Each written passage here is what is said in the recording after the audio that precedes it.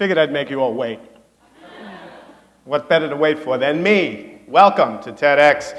My name is Jim Groom, and I'll be talking to you today about this concept called the domain of one's own, notes from the trailing edge. And I'll talk about the trailing edge part, but first let me start with a domain of one's own. What is a domain of one's own? Domain of one's own is actually an oblique reference to or allusion to Virginia Woolf's A Room of One's Own. I don't know how many of you have read Virginia Woolf's Room of One's Own, but basically it's an argument. It's an extended essay that argues that, like men, women need both a literal and figural space within the canon of literature. And to do that, they need both, and there's the book title, but to do that, they need both money and a room of one's own, a space of one's own for them to exercise and imagine this.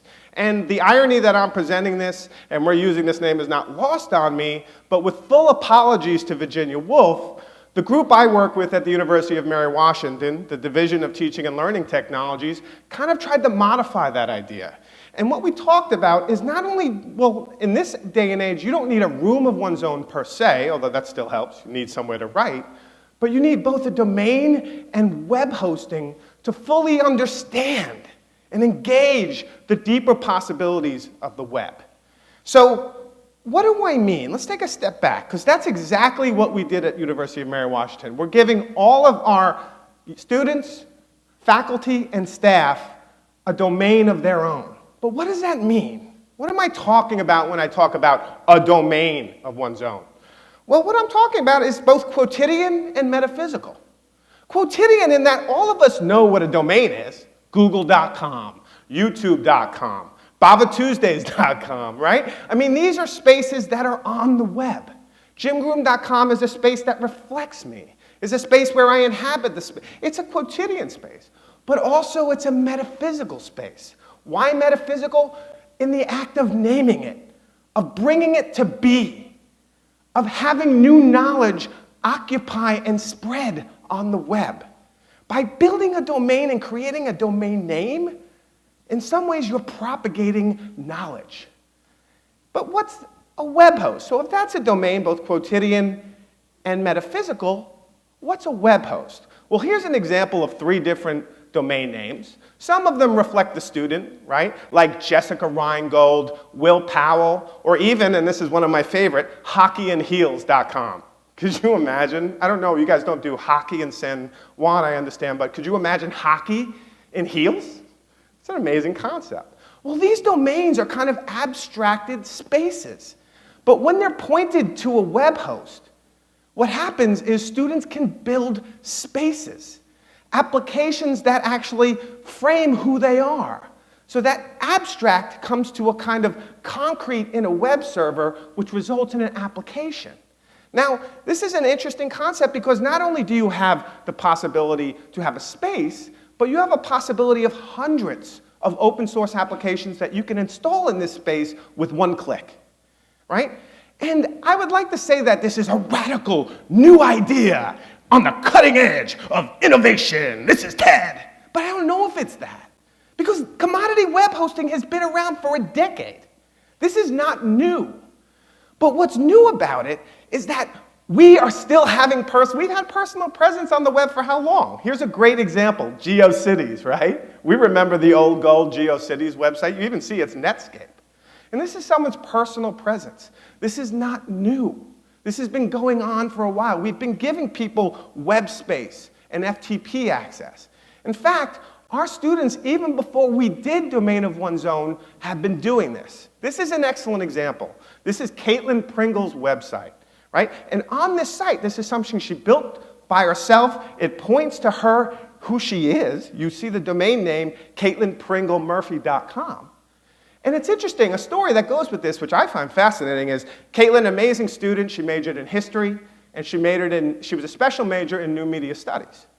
And what happened was she built this space, and she does a lot of video work, right? She's basically a videographer.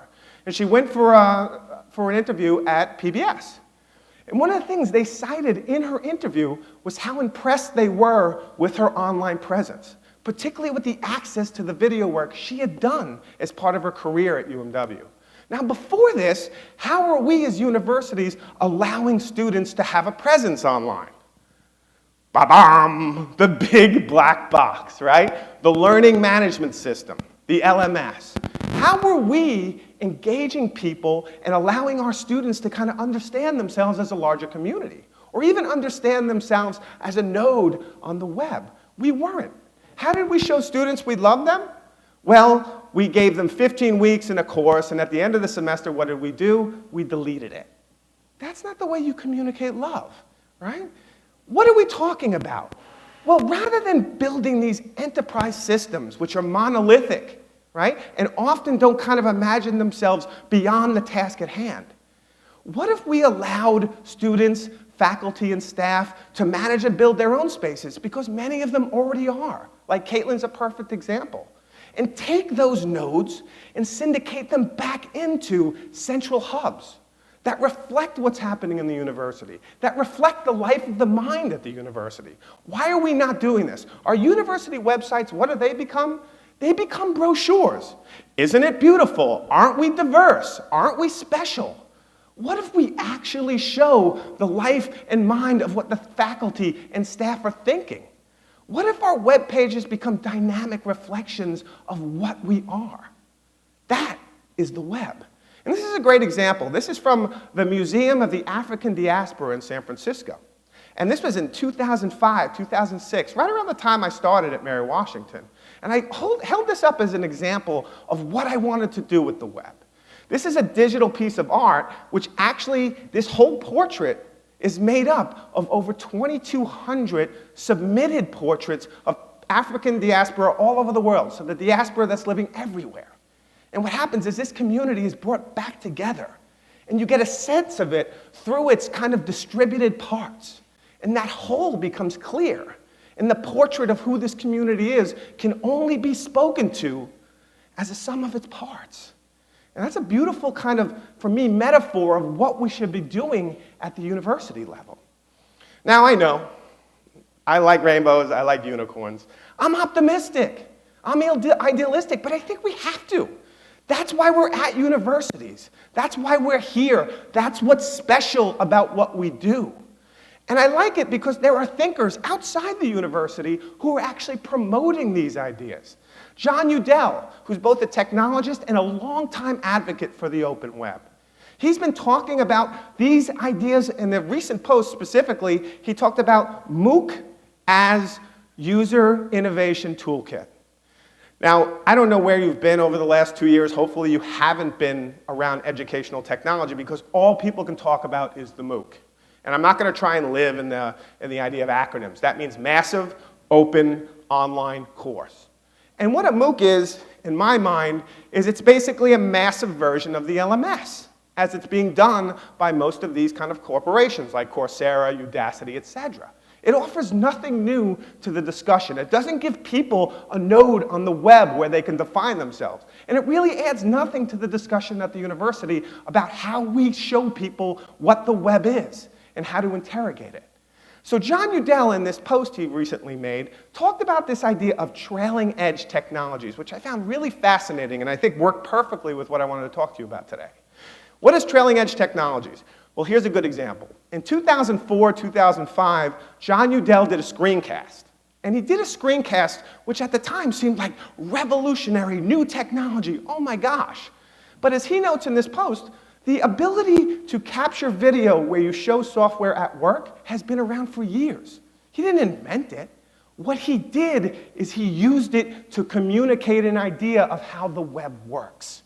That was the innovation. The innovation wasn't in the technology necessarily, it was in the way in which he used it to communicate, because the technology had been there.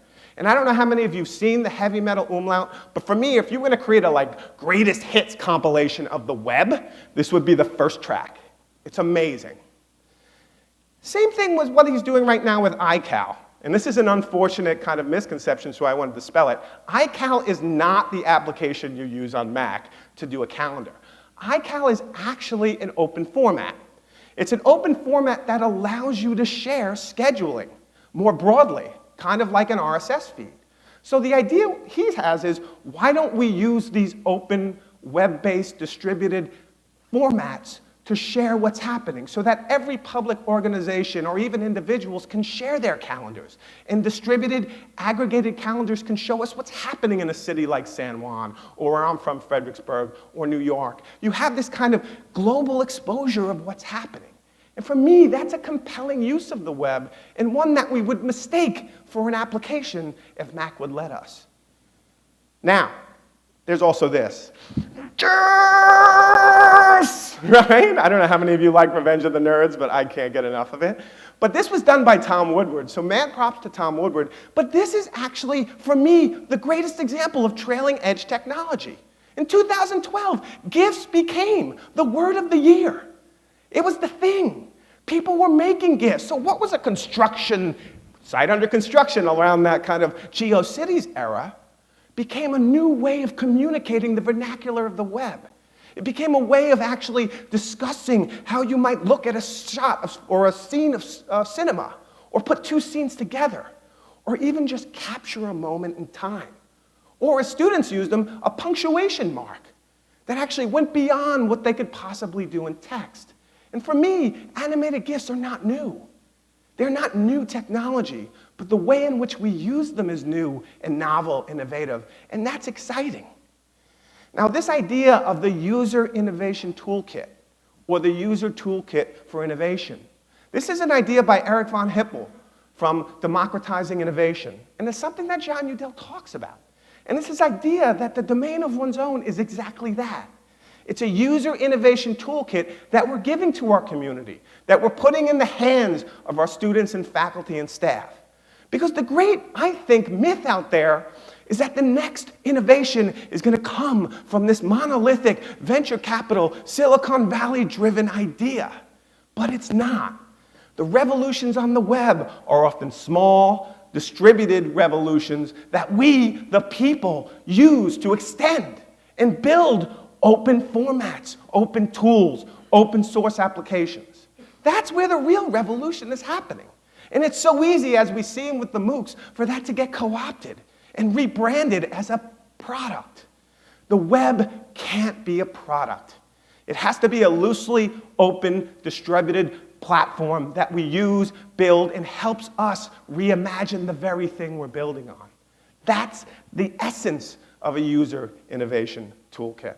And that's the essence of what we're doing with Domain of One's Own. We want to help our students. We want to help our faculty imagine the web, be proponents of it, build on it. But like what John Udell is doing, this is not a cutting-edge technology that everybody should look to Mary Washington and say, wow, the skies have opened, we've finally seen the light. That's not the point. This, in many ways, is a trailing-edge technology. Those tilde spaces, do you remember them? Universities had them, right? Many of them are gone, or they haven't been updated to reflect the new possibilities of the open web, but you could see them. They were those arcane web spaces on the university web that no one would update for 6 years. They would just sit out there. I have an example of one. It looks kind of like this, right? That was the tilde space. That was the idea of a space that you could kind of build and share the knowledge that's happening around your university. We, as universities, have done little to nothing with this space over time.